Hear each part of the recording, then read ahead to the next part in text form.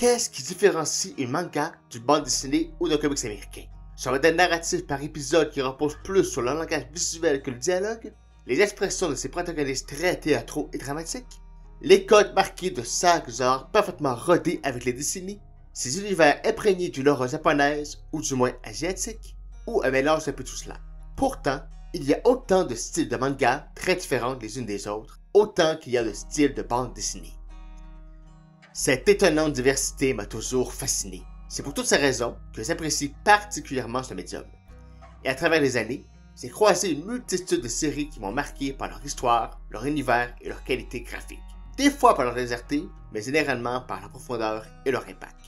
J'ai donc dressé dans ce modeste palmarès la liste de mes 15 mangas préférés, celle qui m'ont le plus marqué. Évidemment, c'est une liste personnelle et en aucun cas une liste des meilleurs mangas jamais publiés. Pour réaliser un peu la liste, je me suis limité à une manga par auteur, en choisissant celle qui résume le mieux son œuvre ou qui a eu le plus grand impact sur moi. Numéro 15. Uchikuri no Shoujo, l'enfant et le maudit. Dans un univers médiéval, le monde est séparé entre le royaume intérieur où vivent les humains et le royaume extérieur où vivent toutes sortes de créatures noires et maléfiques. C'est dans ce royaume extérieur que vit la petite Seva, avec le professeur, une de ces créatures. Ils tentent de prendre soin d'elle en évitant de la toucher pour ne pas la transformer en créature. Mais leur vie paisible ne peut durer éternellement. Série que j'ai découvert que tout récemment, j'avais devait lui faire une place dans ce classement. L'histoire d'un personnage naïf et candide, ce qui est normal pour une jeune enfant, décalé dans un univers bien plus sombre et classique. Mais Nagabe parvient à bien utiliser ce concept. Depuis le point où je suis rendu dans la série, je n'ai pas encore croisé de grandes surprises. Mais le grand intérêt de la série, à mes yeux, c'est son univers visuel.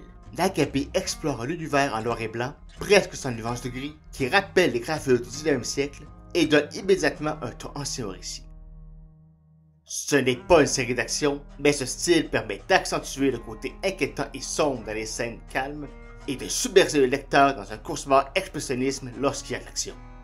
Sans parler de la mythologie autour des créatures, qui reste encore très floue et augmente le mystère autour de cet univers.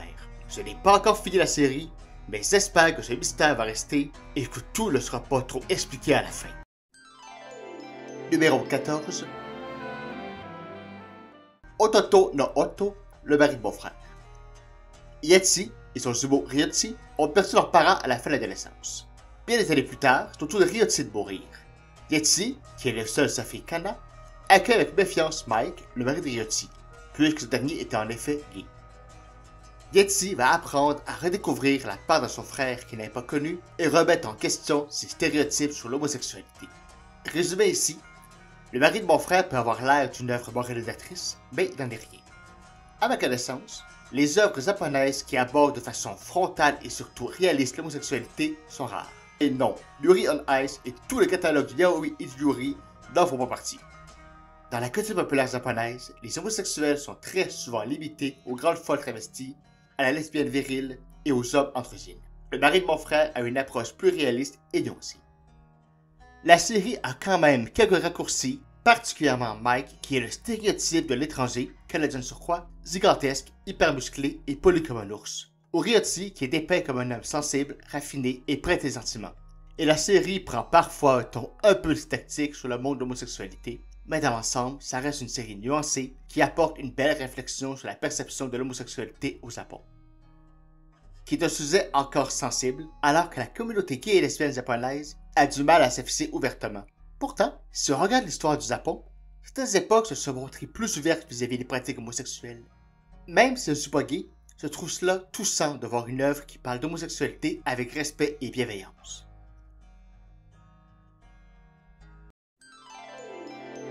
Numéro 13.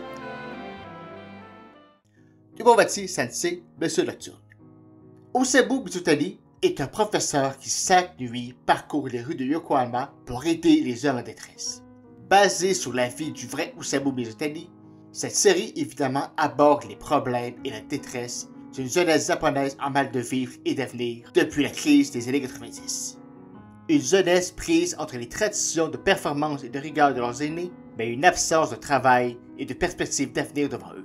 Si ce phénomène s'est atténué ces 10 dernières années, il était particulièrement violent dans les années 90 et 2000. Mon souvenir de Messieurs Nocturne est plus le souvenir du sentiment que j'ai eu en lisant les épisodes que leur histoire. Je suis incapable actuellement de citer la moindre histoire de la série, mais je sais qu'elles ont laissé une profonde marque en moi. Numéro 12. Dulce Manson, la cité Saturne. Dans le futur, les humains habitent dans une station spatiale au-dessus de la Terre. À la disparition de son père, Mitsu doit reprendre son travail de laveur de vie, ce qui va l'amener à voir les inégalités qui résistent sur le nouveau monde. Cité Saturne ne se démarque pas tant par son histoire que par son atmosphère. Si le futur dystopique au fort relance steampunk que dépeint l'œuvre est assez conventionnel, suivre les aventures du jeune Mitsu qui tente de faire de son mieux son travail de laveur de vitres est fascinant. Si l'œuvre est construite autour de la recherche de Mitsu, des raisons de la disparition de son père, c'est le quotidien des personnages et le rythme qu'ils gèrent leur vie qui est le principal attrait de la manga. Contrairement à la plupart de ses œuvres, ce n'est pas une métaphore d'une classe laborieuse exploitée par une minorité d'aisés, mais une société comme aujourd'hui où chaque personne a un métier en fonction de ses qualifications et de ses capacités. C'est très reposant comme série. Numéro 11. Oyasumi Pom Pom, Pollu Pom Pom. Pom Pom est un seul garçon qui va connaître au fil des années et des chapitres ses premières expériences de vie, ses premières joies, ses premières déceptions, ses premiers amours, ses premières expériences sexuelles et ainsi de suite. Pollu Pom Pom est un solène de tranche de vie assez conventionnel dans son fil narratif, mais tellement original dans son univers. Bon, tout d'abord, le fait que Pom Pom soit un garçon réel, mais dépeint comme un oiseau étrange, le rend immédiatement marginal par rapport au reste de l'univers. Nous voyons la série de ses yeux et avec sa perception, qui vacille entre la réalité et ses hallucinations. Malgré le ton calme et lent de la série, il y a toujours un malaise à chaque page, une atmosphère oppressante et inquiétante, ce qui dépeint parfaitement la vie d'un jeune homme perdu qui cherche sa place dans la société sans comprendre comment y arriver. Par extension, Elio Asano dépeint avec justesse le sentiment de la jeunesse nippone des années 2000 en manque de repères dans une société morose où ils sont plus cyniques et désabusés que révoltés. Numéro 10. Kutoku no Gorobe, le gourmet solitaire. Un salaryman ordinaire se promène dans Tokyo ou dans ses alentours et fait des découvertes culinaires. D'abord sceptique devant les plats, il finit irrémédiablement par être conquis. Si l'histoire est très simple, le gourmet solitaire se démarque par son atmosphère incroyable et son charme. Le lecteur est ce salaryman et nous découvrons avec lui différentes facettes de la gastronomie japonaise. Mon amour infini des sandwichs au porc pané vient de cette série et je leur serai toujours reconnaissant. J'aime profondément Zero Taniguchi et j'ai choisi le gourmet pour présenter son œuvre. Ce n'est pas nécessairement sa meilleure manga, mais elle le représente bien et a un charme fou.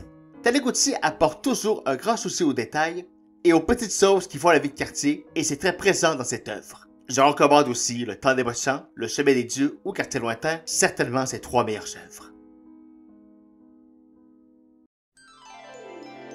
Numéro 9. Ressentiment. Takuro Sakamoto a tout du stéréotype de l'otaku, moche, gros, chauve, incapable de bon contact avec les femmes, habitant chez ses parents et mésadapté social, il n'a rien pour lui. Fêtant ses 30 ans, il se doit de constater que sa vie personnelle, professionnelle et sentimentale sont pathétiques. Il commence alors à se réfugier dans Unreal, un monde virtuel qui rassemble tous les types de jeux vidéo.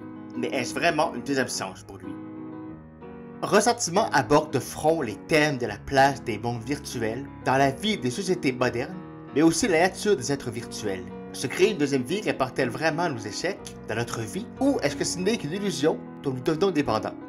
La réponse est quand même complexe. Et la réponse que donne Hanazawa reste sujette à interprétation. Si, tant en Occident qu'en Orient, les mondes virtuels causent de réels problèmes dans le monde physique, en 2004, ça restait un sujet frais et il faut admettre que la vision d'Hanazawa était juste. Mais la série va plus loin que ce thème et questionne aussi la différence entre être virtuel et être réel. Un programme qui peut penser, apprendre et ressentir les sentiments, en est-il pour autant humain? Se recommande aussi chaudement I'm a Hero du même auteur, une relecture d'Histoire de Zombie géniale. Numéro 8.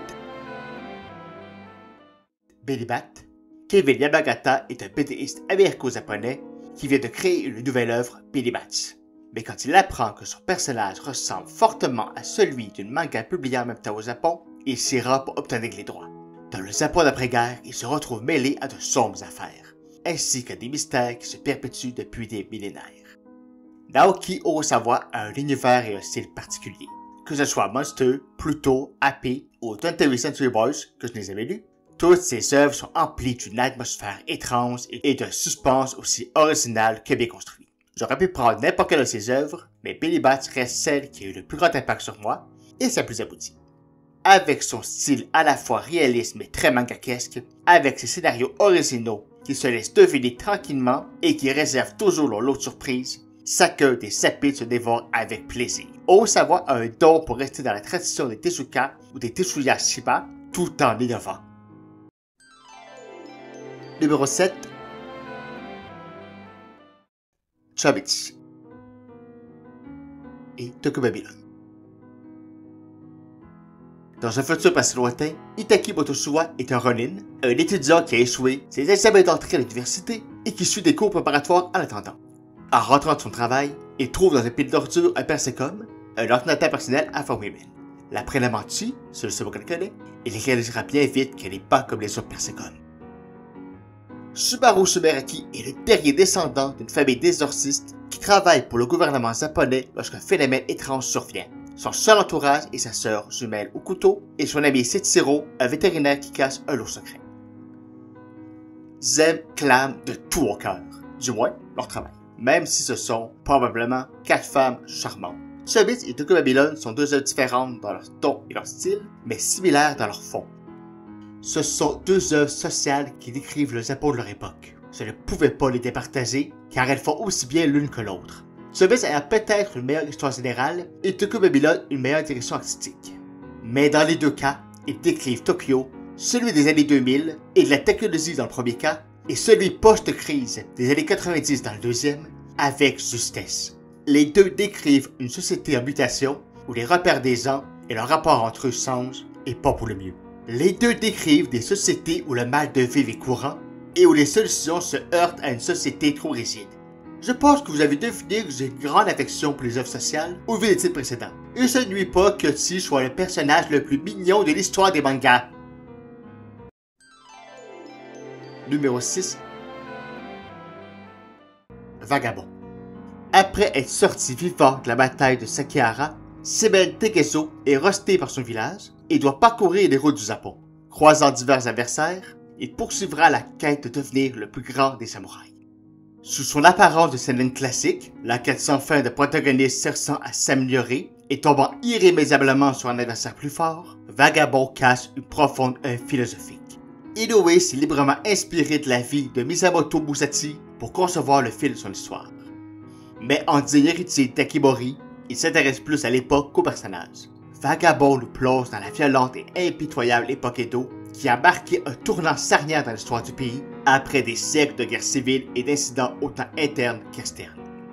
Mais aussi une grande époque artistique qui a vu l'apparition du kabuki et de divers courants de poésie et de littérature, ainsi que l'apparition de plusieurs courants de pensée et philosophies religieuses. Et au-delà du fond historique, le style graphique de Inoue est fascinant et très loin des préjugés qui veut que les mangaka ne savent pas dessiner et font des corps sans détail. Cette patte réaliste et l'univers en noir et blanc accentuent la dureté et la poésie de l'époque des peintres. Numéro 5. Kaze no Tani no Nausicaa, Nausicaa de la vallée du vent. Dans un futur post-apocalyptique, la petite vallée du vent est un havre de paix et de verdure entre un désert et la mer. Prise dans la guerre entre les Dorks et l'Empire Tolmec, la princesse de la vallée, Nausicaa, part faire la guerre et va découvrir les subtilités du monde en dehors de son royaume. Puisque c'est la 3e fois que je parle de Nausicaa, j'en ai déjà parlé en long et en large. Mais ce chef-d'œuvre d'Hayao Miyazaki est très important à mes yeux, car c'est la manga qui m'a fait découvrir à la fin de l'adolescence que les mangas pouvaient être plus adultes et politiques. J'ai grandi avec les Akira, Dragon Balls, Ramen Demi, Gums, Noritaka et Sailor Moon, même si je n'en ai jamais lu, donc Nausicaa rompait drastiquement dans le ton avec ses titres. Certes, Akira et Gums ne sont pas vraiment des comédies légères, mais ce sont des œuvres conventionnelles dans leur forme, malgré leur grande violence. Nausicaa avait un style différent, un ton différent, et dépeignait un univers où politique et philosophie étaient plus flous et ambigus. Elle a été ma porte d'entrée vers tous les titres mentionnés ci haut et ceux après. Numéro 4. Ozaki Drop, un drôle de père. Daikishi est un trentenaire lambda. En assistant aux funérailles de son grand-père, il découvre que ce dernier a eu une fille légitime. Rejeté par toute la famille, il décide de s'occuper d'elle, même s'il vit seul et n'a jamais élevé d'enfant. Mais Rin n'est pas un château abandonné, c'est une tâche complexe. Ozaki Drop est une des rares séries à m'extirper une larme à chaque lecture. J'ai toujours eu un fait pour les œuvres qui parlent de personnes frustres et asociales qui se rencontrent et apprennent à s'apprivoiser. Daikishi et Lin sont incroyablement adorables, chacun à leur façon. Élever un enfant est difficile. Élever un enfant comme parent monoparental est encore plus dur. Élever un enfant comme parent monoparental sans expérience et sans lien sang, c'est encore plus difficile. La monoparentalité est rarement exploitée au Japon et la monoparentalité masculine encore moins. Ozaki Drop n'est pas une œuvre sociale, mais dépeint quand même combien la société japonaise est construite pour des familles de 2 parents. Mais l'intérêt principal est de voir 2 êtres qui grandissent ensemble et définissent qu'une famille est bien plus que juste un lien de sang. Même si techniquement, Lin est la demi-tante de Daikishi. Même si j'étais plus jeune que le protagoniste quand j'ai découvert cette manga, ce n'est pas étonnant qu'elle ait réveillé en moi à chaque fois mon horloge biologique. Numéro 3. Koikato Sakura. Sakura Kinemoto est une jeune fille de 10 ans ordinaire. Un soir, elle découvre dans la bibliothèque de son père un mystérieux livre visiblement ancien. Par accident, elle l'ouvre et libère les cartes magiques qu'il contenait. Keroberos, le gardien sacré du livre, l'informe qu'elle devrait les retrouver et la fait chasseuse de cartes pour y arriver. Est-ce que j'ai dit que j'aimais d'amour Clamp? Sakura se devait d'avoir sa propre place. J'ai lu le manga bien après avoir vu la série, qui a marqué la fin de mon enfance, ce qui explique que j'ai un attachement plus rationnel envers la manga qu'envers l'anime. Parce que oui, Koikato Sakura est quand même une moins bonne série que la plupart de celles nommées avant. Elle est moins bonne selon moi que Tsubits et Tokyo Babylon, mais elle compense par l'affectif. D'un point de vue artistique, elle demeure quand même une série solide, comme toutes les œuvres de Clamp. Sakura est un beau shoujo classique, mais avec quelques petites modifications aux arts. J'élaborerai sur ce sujet un jour. Contrairement à d'autres séries, les aventures de Sakura restent intéressantes et ne se dispersent pas dans plein de directions. Elle a une mission claire et va apprendre et grandir afin d'y parvenir. C'est probablement la série que j'ai lue le plus souvent et j'y prends autant de plaisir à chaque fois. Sakura est ma manga culte, mais en toute honnêteté, il y a quand même 2 mangas qui ont eu un plus grand impact sur moi. Numéro 2. Ujishima. Ujishima dirige Bye Bye Finance, une entreprise de prêts usuriers à la morale plus que douteuse. Chaque jour, des individus désespérés viennent le voir pour un prêt qu'ils espèrent les aidera à sortir de leurs problèmes. Mais ce n'est bien souvent qu'un pas de plus vers le fond. Oh boy! Oh boy! Ujishima est une manga très difficile à aborder. C'est probablement l'œuvre la plus violente, crue et perturbante que j'ai lue, mais aussi l'œuvre la plus puissante et percutante. Le Japon est une des sociétés qui pratiquent une surconsommation des plus débridées, pas tant dans la quantité que dans la qualité. L'apparence et le nom de ces marques est primordial pour une grande partie de la société. C'est essentiel tant socialement que professionnellement que dans ses relations intimes. Mais ça coûte de l'argent et les salaires de la moyenne des gens ne le suffisent pas. D'où un grand endettement de la population, d'où les prêts usuriers ont des recours. Ujishima se fait souvent questionner sur le peu de moralité de ses gestes et il rétorque toujours que les gens qui viennent le voir ont choisi leur malheur et qu'ils ont aussi choisi la facilité plutôt que de régler leurs problèmes. C'est leur problème, pas le sien. Il y a une logique derrière cette philosophie, mais ça reste froid. La série traite de la plupart des vices des Japonais qui tournent beaucoup autour du sexe, de la drogue et du jeu. Et ça les entraîne vraiment dans le plus bas du bas, vraiment très bas. Cette scène résume parfaitement la série dans sa beauté et sa cruauté.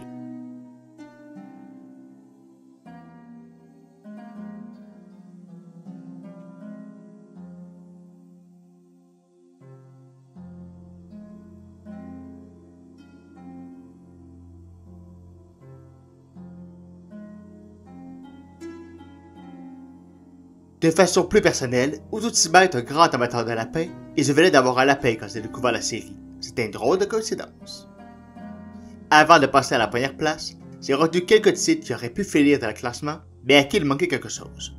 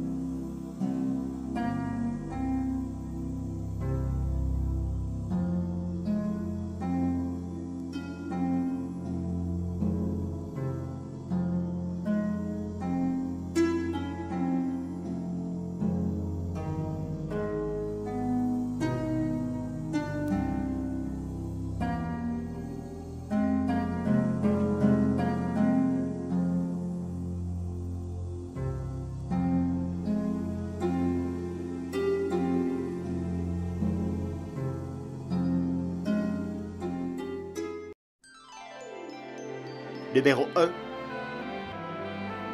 Motegi. Kiko est un apothicaire exorciste ambulant qui déambule de village en village et offre son aide pour y régler les problèmes des habitants, les problèmes d'ordre surnaturel. Dans 5 villages, il tente d'aider un habitant persécuté ou possédé par un Butchi avant de se rendre compte que la cause de ses problèmes est bien plus souvent les humains qui l'entourent que les esprits. Je viens de faire une vidéo sur Motegi, donc je vous invite à vous y référer pour plus de détails, mais c'est difficile d'exprimer la claque au visage que fut pour moi cette œuvre. Tout dans cette œuvre a déjà été fait, mais jamais avec autant de virtuosité. C'est un mélange parfait entre des histoires prenant de justesse et de réalisme, une critique sociale parfaitement dosée et un style graphique ainsi qu'une direction artistique somptueuse. Utiliser le passé pour parler du présent et du futur peut être casse-gueule, mais quand c'est réussi, ça ajoute une telle puissance à l'œuvre. Tout comme centrer une série sur un personnage mystérieux qui va de village en village pour régler des problèmes peut vite devenir lassant. Mais Yuki Orochibara arrive à chaque fois à se renouveler et à déjouer les attentes du lecteur. Kiko a le bon dosage de mystère pour intriguer, mais reste assez sympathique pour qu'on s'y attache. Le fait qu'il n'y ait que 10 volumes, du moins dans la version française, fait en sorte que la série ne se perd pas en longueur et conserve son essence jusqu'à la fin. Si après avoir lu Motegi, quelqu'un n'est pas convaincu que les mangas peuvent aussi être de grandes œuvres d'art, rien ne le convaincra.